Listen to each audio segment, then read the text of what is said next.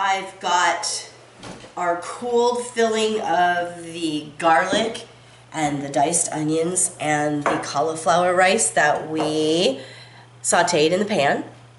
We also added that smoked paprika. So at this point, I'm going to add the ground beef, the ground pork. I'm just going to set these aside, get them out of the way. I'm going to add 2 eggs to this mixture, along with some salt and pepper and some Parmesan cheese.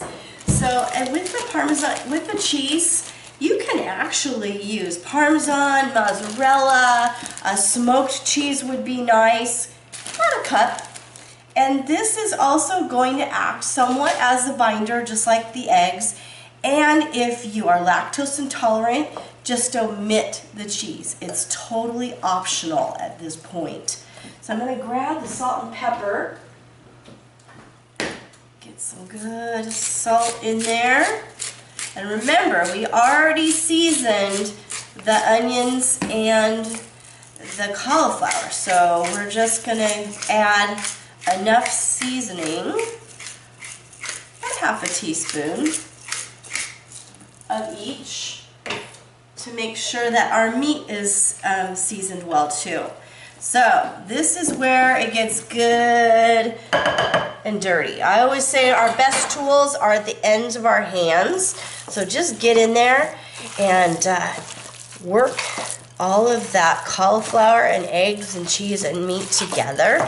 And it's going to be kind of soft. It's not as though you're using breadcrumbs or rice, so just don't be concerned about it, because once we get this mixture into the cabbage and it bakes, the meat's going to firm up. Kind of like little mini meatloaves, if you ever make meatloaf. So we've got a ton of flavor in here. And I'm just going to let this kind of set up, let all those flavors start melding together. Set that aside, wash my hands real quick. And we're going to start pulling out those beautiful cabbage leaves that we cooked earlier, and they've been draining. So they are still a little wet. I'm going to grab a few paper towels and just make sure that there's not too much moisture on these. So I have dried off, I think there's a little bit of liquid still left on some of those cabbage leaves, but it'll be okay because they'll start to steam when we're cooking them. One thing I didn't mention about mixing your meat with your vegetables is don't over mix your meat. You just want to get it blended in. It tends to get toughened up if you do mix it up too much. So some of these leaves, you'll notice, have quite a big stem in that part. So you can either cut that out, it just makes it a little bit easier to roll, or you can also just press it so that it's flat. So we're going to take our baking dish, no need to actually spray it with anything. I'm just going to go over and take a couple spoonfuls of our sauce. Now you want to make sure that you have checked your seasoning and you like the way it tastes. You know, really just looking for your salt is probably the biggest thing that we're looking for there. Your sauce is a little bit thick, but that's okay, because as the cabbage rolls start to cook, they're going to start releasing quite a bit of fluid. So then I've got a spoon. I'm going to take and put some of that mixture in each one of these. And you're going to kind of roll this like a burrito. So bring in your sides and then just roll that baby up so it looks kind of like a burrito. And put it on top of your sauce. So let's do that a couple times. Putting it kind of towards the center of the leaf. I'm going to turn it because I like to use these as the sides. Bring my sides in. You know, I'm going to put a little bit more meat in there. Bring my sides in. Bring up the end closest towards me and just roll it. And make sure that the seam, that loose side, goes down so that it doesn't come unrolled when it's baking. Now this one does have kind of a large piece of core right there, so I'm going to take that out. It'll be a little tough otherwise, sticking in. And it's going to seem awkward, but it'll be real easy just to bring these sides in, maybe a little bit more, because it's such a large leaf.